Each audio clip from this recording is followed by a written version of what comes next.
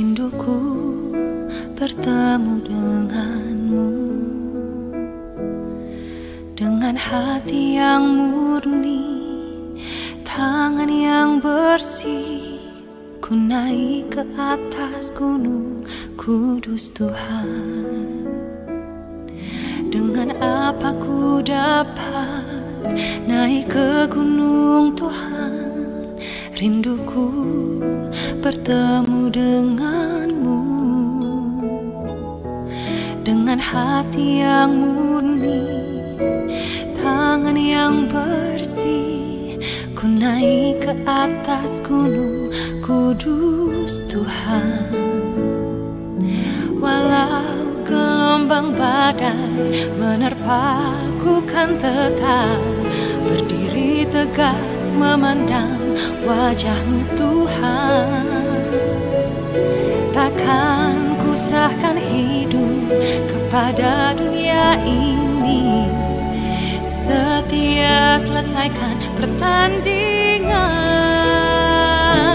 Aku berjanji mengejar yang berkenan kepada Bapa. Kebenaran, damai sejahtera, sukacita oleh Roh Kudus.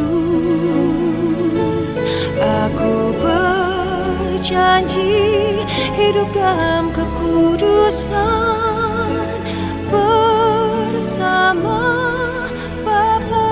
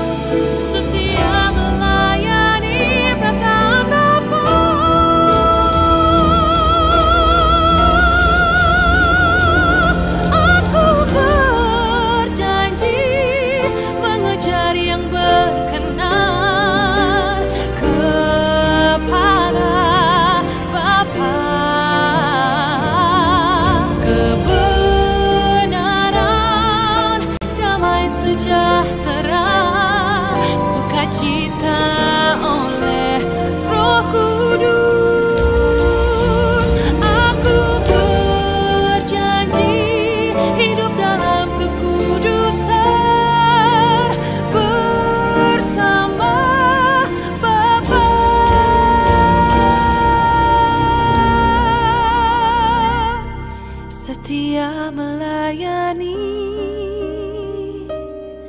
perasaan Bapa.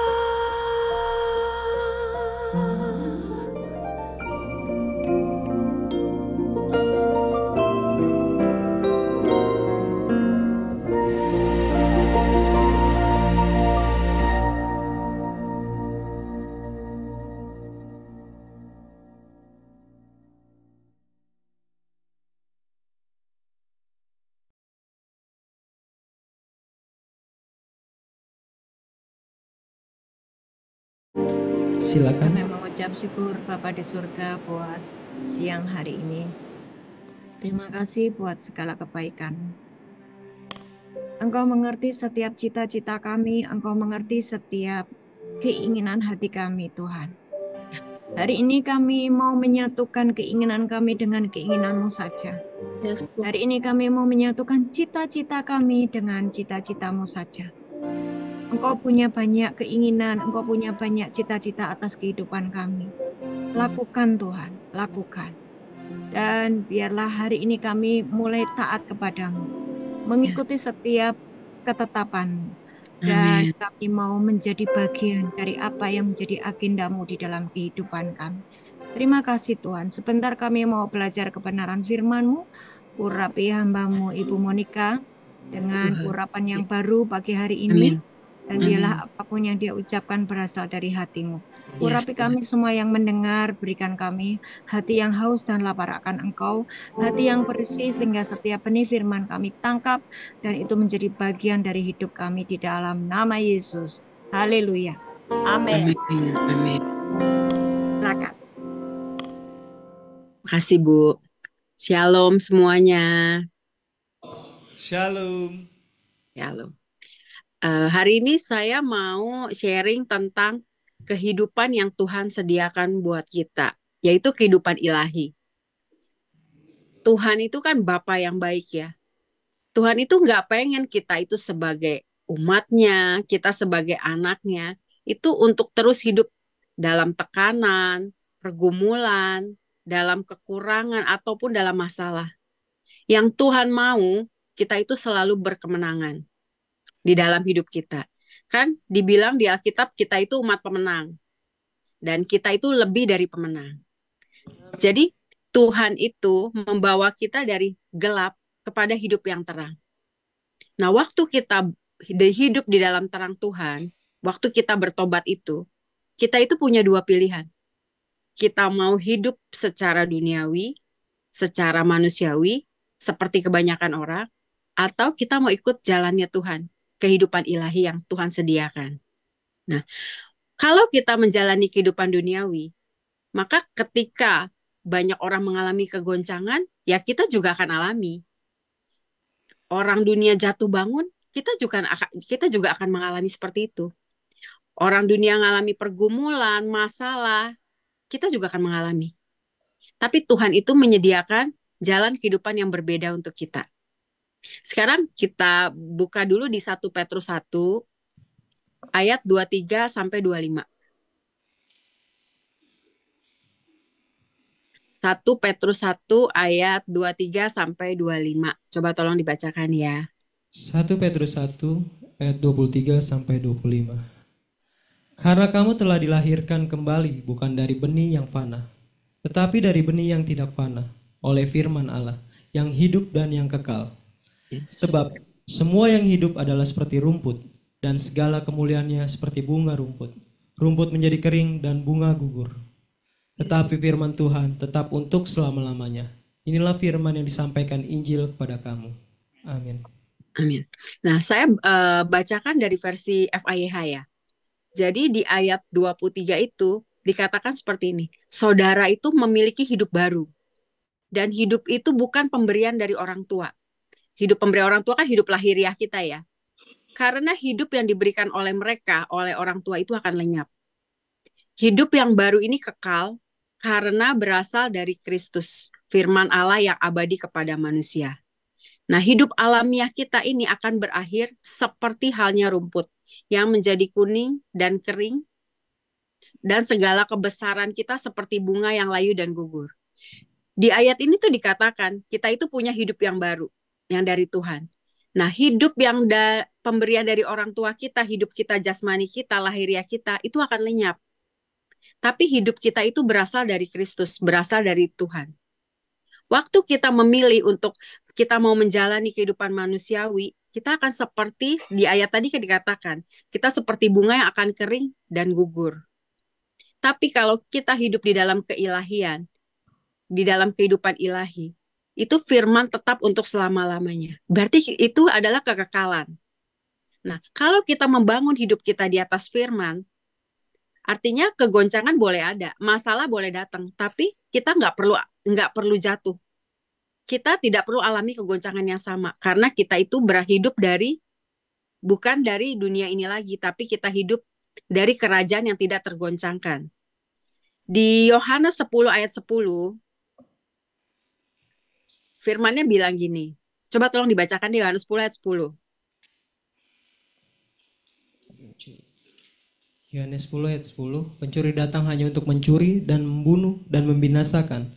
Aku datang supaya mereka mempunyai hidup dan mempunyainya dalam segala kelimpahan. Amin. Amin. Nah, hidup yang di sini ini yang dimaksud ini adalah hidup Zoe. Kehidupan yang Tuhan berikan untuk kita. Kehidupan itu seperti kehidupan Adam dan Hawa di Taman Eden. Itulah kehidupan ilahi, kehidupan yang kekal. Kehidupan itu hanya bisa kita nikmati waktu kita terhubung dengan Tuhan. Jadi kehidupan Adam dan Hawa ini sebelum mereka jatuh dalam dosa ya, mereka kan terhubung dengan Tuhan ya. Tidak ada pergumulan, tidak ada kebutuhan. Karena semua itu Tuhan sudah sediakan di Taman Eden. Seperti itu kehidupan yang Tuhan sediakan buat kita. Tidak ada pergumulan, tidak ada kebutuhan, semua Tuhan sudah sediakan. Nah, sekarang kita buka di dalam Efesus 1 ayat 3. Efesus 1 ayat 3. Terpujilah Allah dan Bapa Tuhan kita Yesus Kristus, yang dalam Kristus telah mengaruniakan kepada kita segala berkat rohani di dalam surga. Amin. Nah, kalau dalam terjemahan New English Translation-nya, Bapa di surga itu sudah menyediakan segala berkat rohani di dalam Kristus. Jadi berkat kita Tuhan sudah sediakan di alam rohani, tetapi di dalam Kristus. Nah, segala sesuatu yang Bapa mau berikan kepada kita itu pertama-tama diberikan di alam rohani. Tinggal kita itu menariknya ke dalam alam lahiriah kita. Jadi kalau kita mau menikmati kehidupan ilahi, ya kita harus ada di dalam Kristus. Ya kan? Nah, sekarang di dalam Yohanes 15 ayat 5 sampai 7. Yohanes 15 ayat 5 sampai 7. Akulah pokok anggur dan kamulah ranting-rantingnya. Barang siapa tinggal di dalam aku dan aku di dalam dia, ia berbuah banyak. Sebab di luar aku kamu tidak dapat berbuat apa-apa. Barang siapa tidak tinggal di dalam aku, ia dibuang keluar seperti ranting dan menjadi kering. Kemudian dikumpulkan orang dan dicampakkan ke dalam api lalu dibakar. Jikalau kamu tinggal di dalam aku dan firmanku tinggal di dalam kamu, mintalah apa saja yang kamu kehendaki, dan kamu akan menerimanya. Amin. Nah, di ayat 5 itu dikatakan Yesus itu pokok anggur. Dan kita ini adalah ranting-rantingnya. Kan pokok sama ranting itu kan harus menyatu ya. Nggak ada ranting itu yang terpisah dari pokoknya, kecuali rantingnya itu yang sudah mati. Kita itu dikatakan juga kita tidak bisa berbuat apa-apa itu di luar Tuhan. Mungkin sekarang kita merasa itu kita bisa melakukan sendiri tanpa Tuhan. Kita melakukan apapun kita nggak perlu Tuhan. Mungkin sekarang kita bisa. Tapi firman kan bilang ujungnya kita akan dibuang keluar, dicampakkan ke dalam api dan dibakar. Nah, di dalam Tuhan, di dalam Kristus, itu dalam bahasa Yunaninya itu entheos, yang dari kata itu lahirlah antusias. Nah, lahirlah kata antusias. Jadi, waktu kita ada dalam Kristus, itu artinya kita terus antusias sama Tuhan. Antusias dengan firman-Nya, itulah tandanya kita dalam Kristus. Kita antusias baca Alkitab, kita antusias untuk merenungkan firman, kita haus dan lapar akan Tuhan. Tetapi banyak orang itu berpikir ya, waktu kita nih sudah terima Tuhan, setiap minggu kita ibadah ke gereja, kita berpikir kita sudah di dalam Kristus. Tetapi yang disebut di dalam Kristus itu, waktu kita antusias sama Tuhan, antusias sama firman-Nya, sama pekerjaan roh-Nya. Nah, makanya kita itu harus menjaga hati kita untuk terus menyala-nyala di dalam Tuhan, untuk terus berapi-api di dalam Tuhan. Karena Alkitab bilang, Bapa itu sudah menyediakan segala berkat di alam rohani itu di dalam Kristus. Berkat itu banyak ya, nggak hanya bicara soal uang, tapi bisa aja kesehatan kita, hubungan harmonis, tidak ada pertikaian, damai sejahtera, sukacita, itulah macam-macam berkat yang Tuhan sediakan untuk kita. Di dalam Alkitabnya ada cerita, ketika Yesus itu mau masuk bait Allah. Kan dia ditagih bayar bea ya, bayar pajak gitu. Kemudian Yesus itu menyuruh Petrus pergi ke danau untuk memancing. Ambil ikan yang pertama yang dipancing, tangkap, buka mulutnya, dan ada mata uang 4 dirham di dalamnya yang akan digunakan untuk bayar pajak. Masih ingat ya cerita itu ya, baca Alkitab kan? Masih. Nah, ini adalah cara Yesus itu menyelesaikan masalah keuangan. Masalah keuangan itu kan masalah lahiriah kita ya, tapi secara ilahi. Tuhan itu menyelesaikan masalah lahiriah dengan cara ilahi. Karena kan selama Yesus hidup di bumi kan dia lahiriah ya. Tetapi dia menyelesaikan dengan cara ilahi. Kemarin ini saya itu dengar kesaksian dari seorang ibu. Dia itu pernah dipenjara selama 10 tahun. Ibu ini bercerita. Ya, dengan dia ada di penjara memang dia bertobat. Jadi rajin baca firman gitu ya. Jadi berubah, hidupnya berubah total lah. Dan dia bercerita bahwa dia itu mengalami banyak kejadian, banyak pertolongan Tuhan yang supranatural. Contoh kecil aja ya, ibu itu bilang, dia ini kan karena udah 10 tahun ya. Jadi dia itu kepengen makan roti yang udah lama gitu. Ibaratnya tuh udah jadul lah, udah 10 tahun gitu. Yang di luar aja dicari mungkin itu nggak gampang untuk dicari itu roti. Dia tuh cuma mengucap, Tuhan, kepengen deh makan ini. Nggak sampai 1 minggu itu roti sudah datang.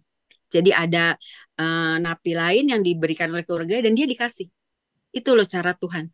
Menyelesaikan masalah kita ya nggak harus pakai uang, tapi menyelesaikan dengan cara ilahi. Jadi dia selalu bercerita, setiap dia kepengen makan apa, itu dalam beberapa hari, itu pasti datang. Dia cuma mengucap. Inilah sebenarnya kehidupan yang Tuhan mau kita alami. Hidup di dalam keilahian Tuhan, bukan secara manusiawi atau duniawi. Tapi masalahnya, kita ini kan udah terlanjur sekian lama kita itu menjalani kehidupan kita secara manusiawi ya. Jadi pola pikir kita itu sudah lama dipengaruhi oleh keduniawian, oleh pola-pola dunia. Jadi kalau mau bayar pajak ya harus cari uang, harus punya uang. Kalau mau beli makanan ya harus ada uangnya dulu baru bisa beli. Padahal kan Tuhan bisa memberikan kepada kita baik tanpa uang ataupun dengan uang. Seperti kesaksian tadi Pak Etrik tadi kan, dia pengen sepatu, Tuhan sudah memberikan kan nggak perlu uang. Dia nggak perlu punya uang, tapi Tuhan sudah memberikan sepatunya. Burung gagak aja, Tuhan bisa perintahkan untuk memberi makan Elia. Untuk membawa roti dan daging loh kepada Elia. Nah, ketika kita terus membangun hidup kita di dalam keilahian, maka kita membangun hidup dalam firman, maka kita akan mengalami yang namanya mujizat-mujizat supranatural, pertolongan Tuhan, dan terobosan. Nah, saudara tahu juga kan ya cerita tentang Yusuf. Di mana Yusuf itu dari awalnya itu kan dia sebagai tahanan di rumah Potifar. Sampai akhirnya Tuhan bisa mengangkat dia menjadi penguasa di Mesir. Dari tahanan bisa jadi penguasa. Itu kan Tuhan itu menggunakan cara yang ilahi untuk mengangkat Yusuf. Ya kan? Nah, kalau Tuhan bisa lakukan itu untuk Yusuf, Tuhan juga bisa lakukan untuk saudara semua. Asal di dalam Kristus. Sekarang kita baca di dalam 2 Petrus 1 ayat 3 sampai 4. 2 Petrus 1 ayat 3 sampai 4. Karena kuasa ilahinya telah menganugerahkan kepada kita segala sesuatu yang berguna untuk hidup yang saleh oleh pengenalan kita akan Dia, yang telah memanggil kita oleh kuasanya yang mulia dan ajaib. Dengan jalan itu Ia telah menganugerahkan kepada kita janji-janji yang berharga dan yang sangat besar, supaya olehnya kamu boleh mengambil bagian dalam kodrat ilahi dan luput dari hawa nafsu duniawi yang membinasakan dunia. Amin. Nah, kita ini kan masih hidup di dunia kan. Tapi kita itu tidak boleh terpengaruh oleh dunia, oleh hawa nafsu dunia. Nah, kuasa ilahinya dikatakan di ayat tadi, kuasa ilahinya itu telah dianugerahkan. Berarti sudah diberikan kan kepada kita. Sudah sebagai anugerah kan. Untuk apa? Kita tinggal menikmati. Supaya untuk hidup saleh. Kalau untuk hidup saleh itu dalam bahasa Inggrisnya itu godly living. Yaitu kehidupan ilahi. Jadi Tuhan itu sudah menganugerahkan kepada kita kehidupan ilahi. Tinggal apakah kita mau menikmatinya. Nah, kalau kita terhubung dengan Tuhan, pasti kita akan mengalami kehidupan ilahi. Pasti yang ilahi itu akan terjadi dalam hidup kita. Nah, sekarang di dalam Yohanes dikatakan, wah ketika aku tinggal di dalam Tuhan dan firman Tuhan ada di dalamku.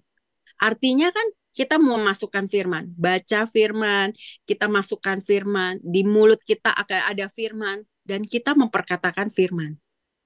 Di dalam Yohanes 1 ayat 3 sampai 5. Coba tolong dibacakan. Yohanes 1 ayat 3 sampai 5.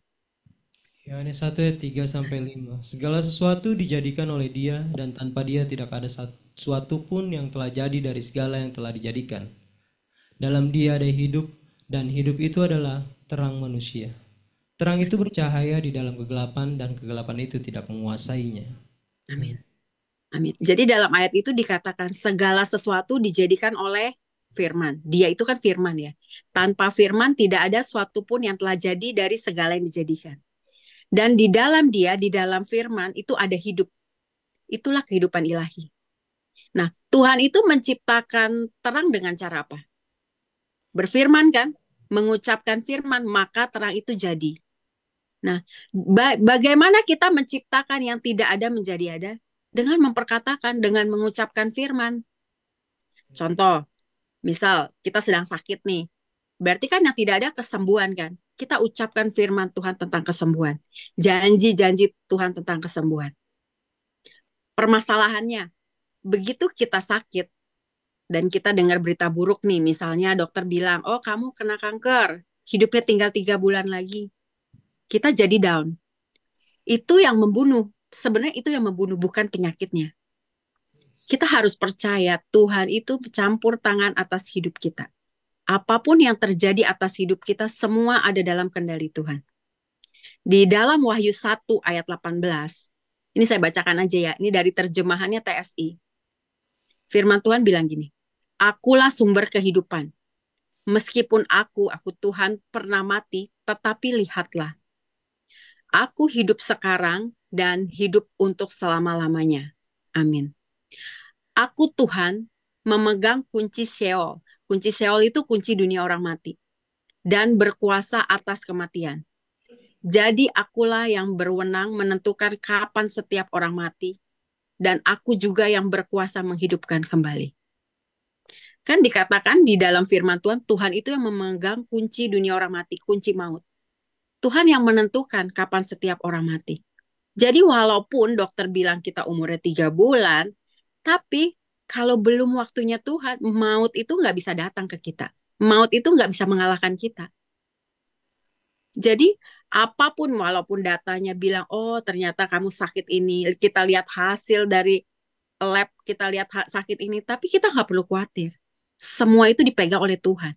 Tuhan yang menjadi kendali atas hidup kita. Tapi kita perkatakan firman-Nya. Bapakku yang jadi penguasa hidup saya, yang memiliki hidup saya. Kita katakan bahwa Tuhan itu bilang kita akan hidup sampai 70 sampai 80 tahun. Jadi kita tidak akan percaya apa kata dokter dan apa kata faktanya, datanya. Kalau Tuhan yang jadi penguasa hidup kita, apapun yang Tuhan katakan itulah yang menentukan. Tapi pola dunia itu selalu membuat kita untuk khawatir. Khawatir tentang apapun juga. Khawatir tentang hari ini, khawatir tentang hari esok. Makanya kan di Alkitab banyak, di Alkitab itu dikatakan jangan membunuh itu cuma beberapa. Perintah untuk jangan membunuh. Tapi di Alkitab itu banyak sekali dikatakan, di ayatnya yang dikatakan jangan takut. Jangan khawatir. Jadi kita nggak perlu takut. Semua itu sudah diatur oleh Tuhan. Semua ada di dalam rencana Tuhan. Waktu kita tarik masuk firman, artinya kita itu sedang menarik kehidupan ilahi yang ada di dalam firman. Seperti Yohanes katakan tadi kan, kehidupan ilahi itu kita tarik.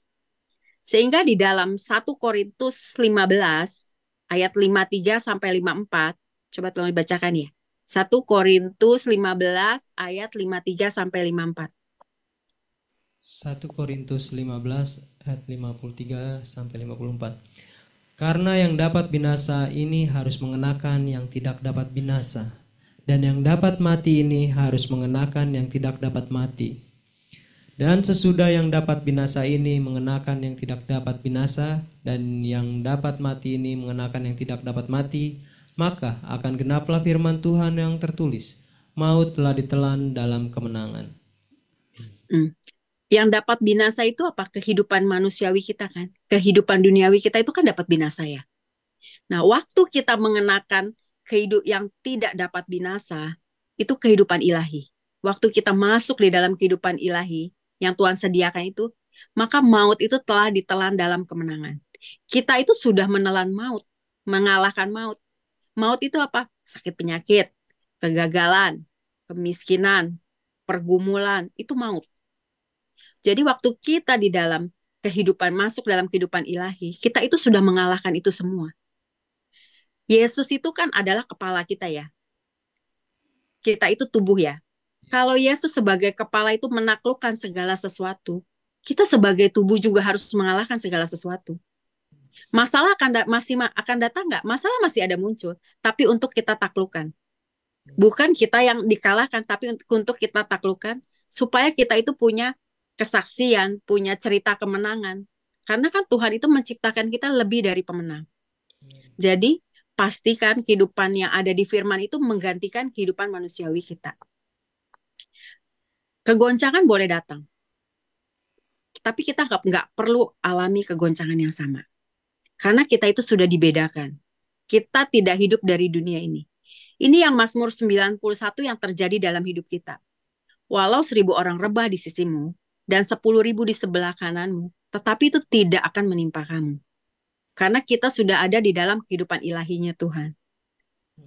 Kemudian di Matius 16 ayat 18. Matius 16 ayat 18. Dan aku pun berkata kepadamu, engkau adalah Petrus, dan di atas batu karang ini aku akan mendirikan jemaatku, dan alam maut tidak akan menguasainya. Amin. Amin. Kalau alam maut tidak dapat menguasainya, artinya kan kita berkemenangan di dalam segala hal kan. Amin. Asal kita itu dibangun di atas batu karang, yaitu Yesus, batu karang kita kan. Di dalam Yesus, kita dibangun di dalam firman. Kita itu tidak, alam maut itu tidak bisa menguasai kita. Dan kalau kita dibangun di dalam Kristus, di dalam firman, itu artinya yang ilahi, kehidupan ilahi itu kan masuk dalam hidup kita. Sehingga yang manusiawi itu tersingkir dari hidup kita.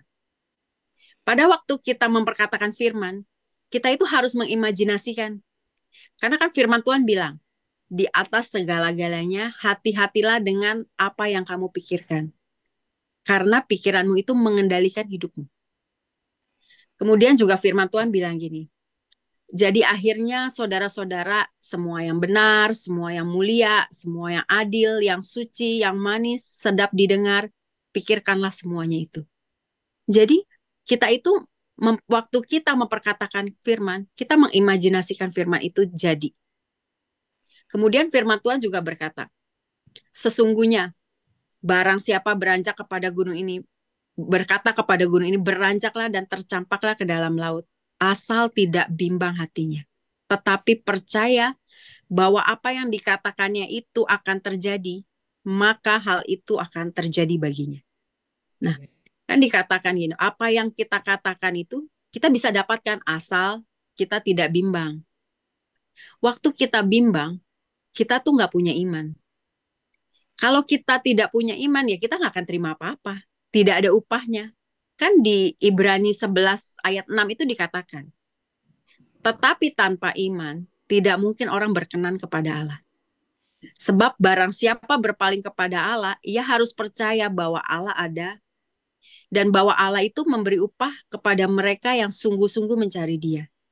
Jadi waktu kita memperkatakan firman, kita itu sedang membawa masuk kehidupan yang ada di firman. Jadi kita harus percaya, baru kita bisa menerimanya.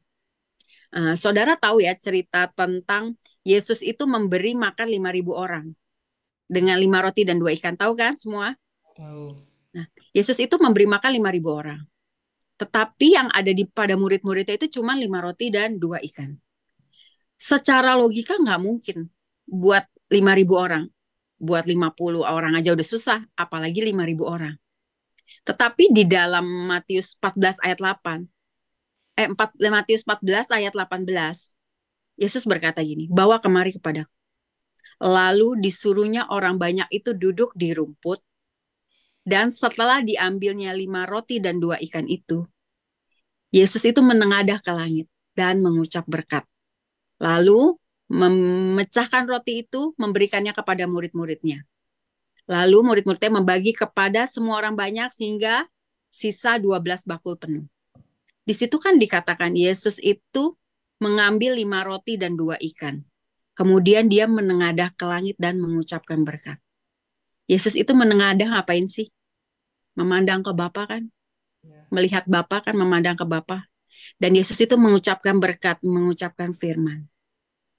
Jadi waktu kita sedang punya kebutuhan, kita mengalami kekurangan, masalah. Tanpa sadar kan mata kita kan cuma lihat di 5 roti 2 ikannya kan. Kita cuma lihat pada masalahnya. Sehingga muncul khawatir, muncul takut. Tapi waktu kita takut itu kan tidak ada iman. Tidak ada upah, kita nggak terima apa-apa. Tapi waktu seperti Yesus lakukan, waktu dia lihat cuma 5 roti 2 ikan, kita lihat masa, kita pandang Bapa, dan kita mengucapkan firman, maka mujizat itu terjadi. Seperti yang Yesus lakukan. Yesus memandang 5 roti 2, melihat 5 roti 2 ikan, tapi dia memandang Bapa dan mengucapkan firman. Maka mujizat itu terjadi, bahkan lebih 12 bakul. Jadi waktu Adam dan Hawa itu tinggal di Taman Eden, itu kan artinya ketika manusia itu belum jatuh ya, dalam dosa kan, masih di Taman Eden kan. Hidupnya itu enak kan, semua sudah tersedia. Nggak pernah kan di dalam ayat dibilang, oh Adam itu membutuhkan ini, Adam membutuhkan, kan enggak kan.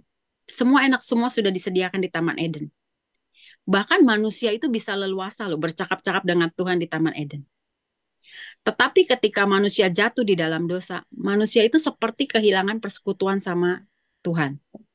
Jadi tidak ada akses. Terputusnya hubungan antara Adam dengan Tuhan. Kemudian setelah itu kan manusia diusir keluar dari Taman Eden. Supaya manusia mengusahakan tanah dari mana ia berasal. Jadi dari kehidupan ilahi yang di Taman Eden itu diusir kepada kehidupan lahiriah. Karena dosanya kan, karena jatuh dalam dosa. Dan di Alkitab itu dalam Kejadian itu dikatakan ada malaikat Tuhan yang ditempatkan untuk menahan manusia lagi supaya tidak bisa masuk ke Taman Eden. Nah, jadi ada pintu yang memisahkan antara alam lahiriah dengan keilahian. Dijaga oleh malaikat. Dan setelah manusia jatuh dalam dosa kan tidak bisa masuk lagi ke sana. Bahkan ya setelah kita manusia ditebus oleh darah Yesus nih, kita kan sudah ditebus oleh darah Yesus ya. Kita manusia masih sering mengalami kesulitan itu untuk berinteraksi sama Tuhan. Karena apa? Pola pikir kita, cara pandang kita, sikap hati kita yang udah tercetak dengan pola dunia. Sehingga ketika Tuhan memberikan firman, itu sebenarnya akses buat kita supaya kita bisa berinteraksi lagi dengan Tuhan. Karena firman itu adalah Allah sendiri. Firman itu sebenarnya apa sih? Itu bahasa pembicaraan kita sama Tuhan. Itu doa kita sama Tuhan. Jadi ketika Tuhan kasih firman-Nya, kita baca, kita renungkan, tujuannya supaya menggantikan yang semua yang manusiawi dalam hidup kita, semua lahir itu menjadi yang ilahi. Jadi saudara ya, Tuhan itu menyediakan kehidupan seperti di Taman Eden. Ketika Adam dan Hawa belum jatuh dalam dosa. Itulah yang kehidupan ilahi yang Tuhan sediakan buat kita. Di mana tidak ada pergumulan, semua Tuhan sudah sediakan. Tetapi pilihan kita, apakah kita mau menjalani kehidupan duniawi, atau kita mau dibedakan. Kita menjalani kehidupan ilahi yang sudah Tuhan sediakan. Sebenarnya segala berkat itu kan Tuhan sudah sediakan di alam rohani, tetapi di dalam Kristus. Jadi kita harus tetap ada di dalam Kristus supaya kita menerima semua berkat yang Tuhan sediakan. Bagaimana kita tahu nih kita ada di dalam Kristus atau tidak? Ketika hati kita tetap antusias untuk Tuhan. Kita rajin baca firman, kita rajin merenungkan firman, baca Alkitab nggak ngantuk, itu kan tandanya kita antusias sama Tuhan. Kemudian firman Tuhan itu juga ada dalam kita. Kita merenungkan firman Tuhan, memperkatakan. Karena di dalam firman itu ada kehidupan. Yang namanya kehidupan ilahi, kehidupan zoe. Jadi waktu kita memperkatakan firman, kita itu sedang menarik kehidupan ilahi itu masuk ke dalam hidup kita. Nah, dengan firman itu kita bisa menciptakan apa yang tidak ada menjadi ada. Seperti tadi kan Tuhan itu menciptakan dari tidak ada terang menjadi ada terang. Jadi dengan memperkatakan firman, kita bisa menciptakan apa yang tidak ada menjadi ada. Nah, saudara bisa lakukan apa yang tidak ada dalam hidup saudara. Tidak ada kesembuhan, kita ciptakan kesembuhan dengan memperkatakan firman. Jadi ketika kita memperkatakan firman, jangan bimbang. Kita jangan ragu, jangan takut, tetapi kita harus percaya bahwa Dia Bapa yang baik, yang selalu memperhatikan kita. Dia itu menyediakan, bahkan sebelum kita membutuhkan, Tuhan itu sudah menyediakannya. Amin. Tuhan Yesus memberkati.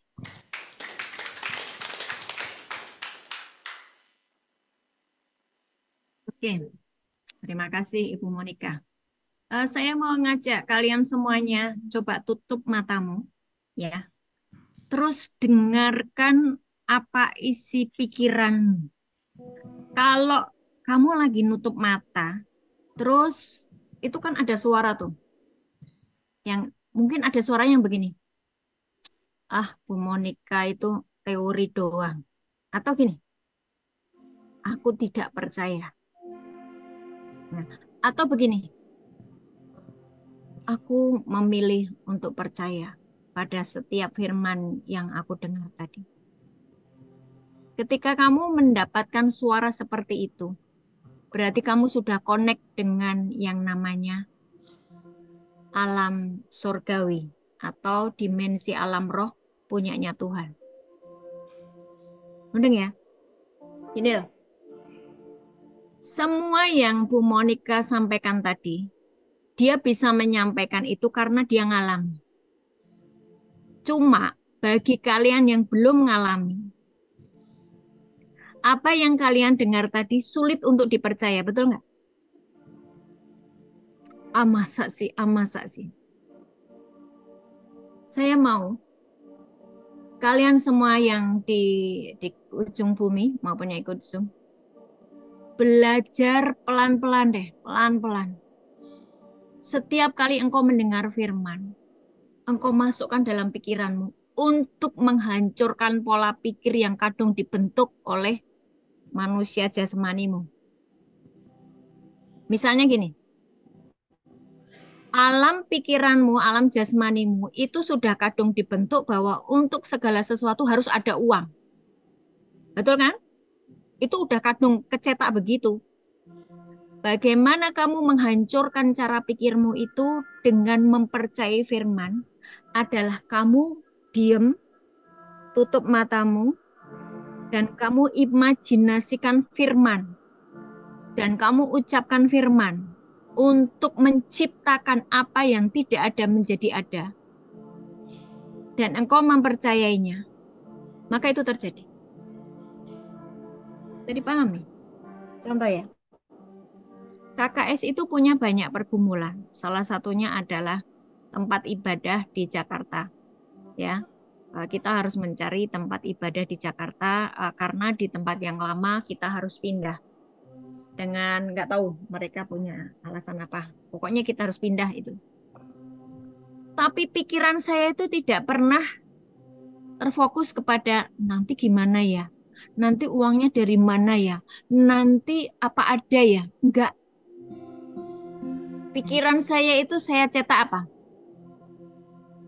Kalau Tuhan yang mempercayakan pelayanan ini, Tuhan sudah menyediakan.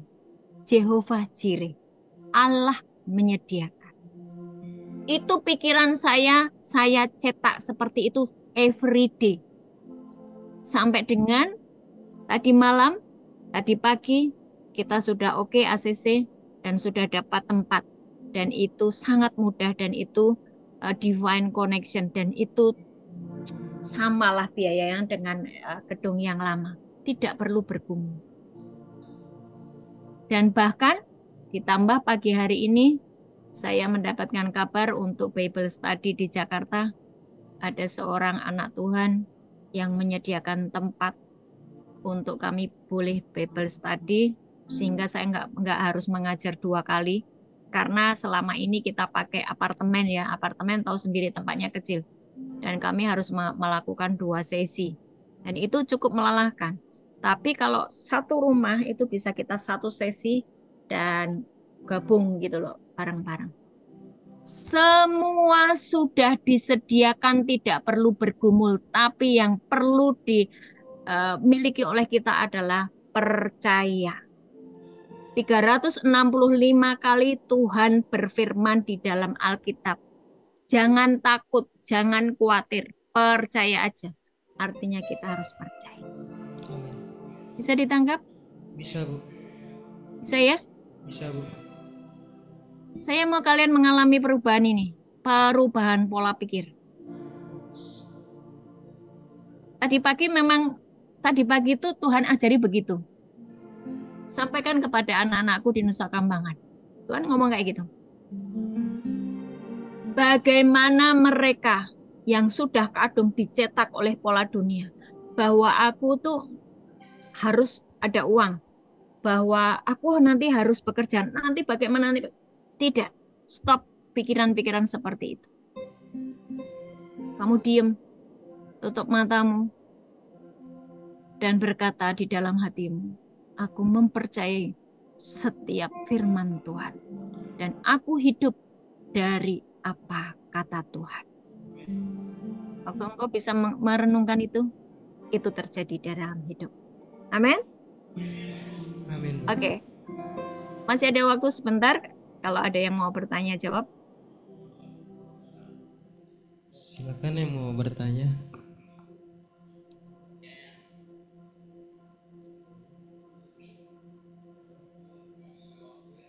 Silakan, enggak apa-apa, nggak usah ragu-ragu. Mungkin pertanyaanmu yang sudah bertahun-tahun di situ. Kayak Atrik kemarin ya. Ada yang Itu mau sebuah bertanya? pertanyaan bagus. Silakan. Ayo, ojo nisin-nisin.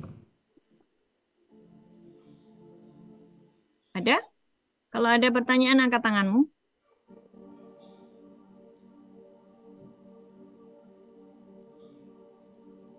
Nggak ada? Nggak ada, Bu. Oke. Saya akan menyampaikan sebentar pertanyaannya Atrik tadi malam ya. Ya. Iya, Bu. Ini kayaknya mewakili pertanyaan kalian semua, cuma kalian bingung mau mengucapkan itu bingung. Jadi Atrik itu tadi malam tanya gini, Ibu, yang menyampaikan firman di gereja itu kan banyak dari beberapa gereja. Yang disampaikan oleh KKS beda dengan yang disampaikan dari gereja A, B, C, D, E.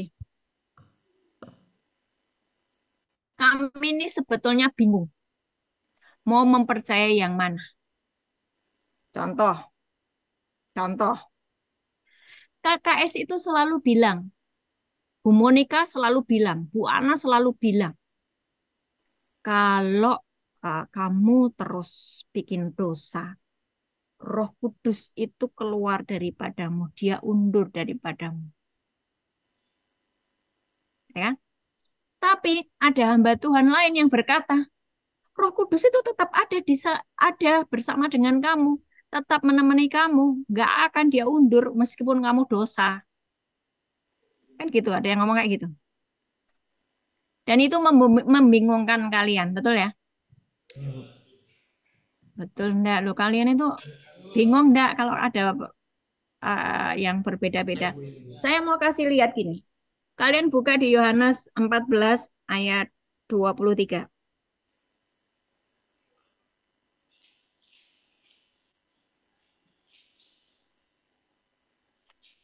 Ini pertanyaannya Atrik itu bagus loh.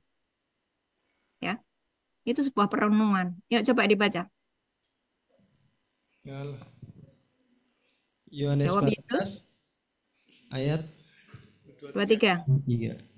Jawab Yesus, jika seorang mengasihi aku, ia akan menuruti firman-Ku, dan Bapa-Ku akan mengasihi dia, dan kami akan datang kepadanya dan diam bersama-sama dengan dia. Di situ ada kata-kata dan kami akan datang kepadanya dan diam. Betul nggak? Dan diam. Bersama-sama dengan dia.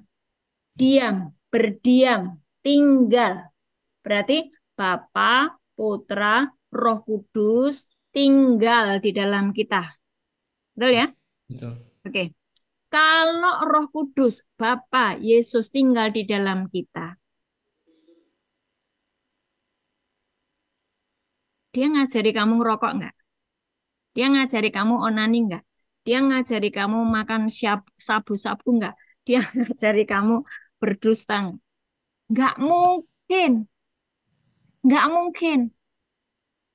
Nah, yang terjadi waktu kamu masih terus jatuh bangun terus di dalam dosa, karena masih ada keinginanmu yang belum dibereskan dan itu melanggar firman. Karena merokok itu kan merusak bait Allah.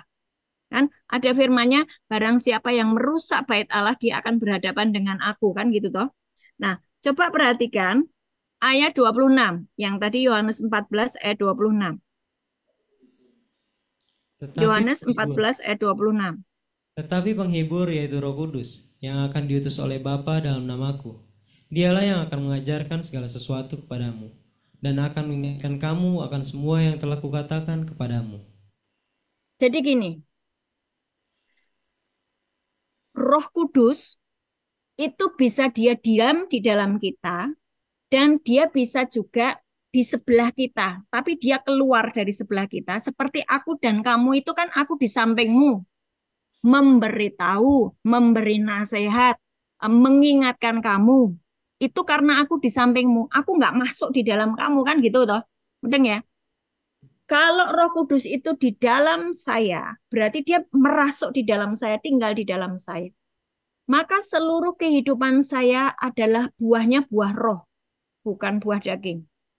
Nah, waktu saya masih punya keinginan-keinginan yang melanggar ketetapan Tuhan, Roh Kudus itu kudus, tidak bisa menyampur dengan yang tidak kudus. Dia di sampingmu, di sampingmu, di sampingmu, memberimu nasihat, mengingatkanmu, jangan seperti itu, jangan mudah marah. Terus kamu masih marah, masih terus melakukan hal-hal yang dilarang Tuhan. Tapi memang dia tidak meninggalkanmu, tapi di sampingmu. Nah, waktu kamu terus melanggar ketetapan Tuhan, ada hitungannya. 7 kali kamu terus melakukan itu menjadi karakter. Sehingga kamu sulit untuk percaya pada setiap ketetapan Tuhan. Kenapa 7? Karena Wahyu 2 dan 3 itu setiap kali Tuhan berbicara kepada 7 jemaat itu selalu berkata, barang siapa bertelinga, hendaklah ia mendengar apa yang dikatakan roh. Barang siapa bertelinga, hendaklah ia mendengar apa yang dikatakan roh kepada jemaat-jemaat. Itu sampai 7 kali toh? 7 kali kamu nggak mau dengar. Ya wes, sakarmu. Bilang gitu loh. Paham? Jadi, jangan bingung. Kok yang disampaikan KKS begini, yang disampaikan oleh gereja itu begini, itu bicara level keterhubungan antara hamba Tuhan itu dengan Tuhan. Makin hamba Tuhan itu nempel, akurat dengan Tuhan, maka yang diajarkan adalah plek seperti firman. Tapi ketika hamba Tuhan yang menyampaikan itu masih ada ketidakakuratan, masih ada dia kompromi dengan dosa, maka dia berkata yang, ya Roh Kudus itu masih menyertai kita, walaupun kita jatuh bangun terus dalam dosa. Gitu. Paham? Paham, Bu. Paham enggak? Paham, Bu. Paham, Bu. Amin. Paham? Cukup ya? Jelas ya? Jelas, Bu. Jelas ya? Jelas. Oke. Coba, ada lagi yang mau bertanya? Cukup? Cukup. Cukup. Nggak ada yang mau Oke, bertanya. mari kita berdoa. Bangkit berdiri. Bapak, kami mengucap syukur buat firman-Mu hari ini, Tuhan. Terima kasih, Tuhan. Engkau mengajari kami untuk hidup di dalam keilahian. Kami mau, Tuhan, kembali seperti Adam dan Hawa sebelum jatuh di dalam dosa. Kami mau masuk di dalam Kristus. Kami mau tinggal di dalam firman. Dan kami mau, Tuhan, Roh Kudus, Roh Kristus, Roh Bapa diam di dalam kami. Sehingga benar-benar kami menjadi manusia ilahi. Dan hidup kami tidak perlu bergumul untuk apapun juga. Hidup kami tidak ditentukan oleh uang. Tetapi oleh-Mu saja Engkau sudah menyediakan apapun yang kami butuhkan untuk kami hidup di dunia ini. Satu hal Tuhan, Engkau minta agar kami diam di dalam Engkau, tinggal di dalam Engkau. Terima kasih buat kebenaran firman-Mu, Tuhan. Berkati Ibu Monica yang sudah menyampaikan kebenaran firman-Mu. Berkati seluruh tim pelayanan yang sudah melayani dengan setia. Dan berkati kami semua, Tuhan. Angkat tangan-Mu, terima berkat. Tuhan Yesus Kristus memberkati-Mu dan melindungi-Mu. Tuhan Yesus Kristus menyinari engkau dengan wajah-Nya dan memberi engkau kasih karunia. Tuhan Yesus Kristus menghadapkan wajah-Nya kepadamu dan memberi engkau damai sejahtera. Amin. Amin.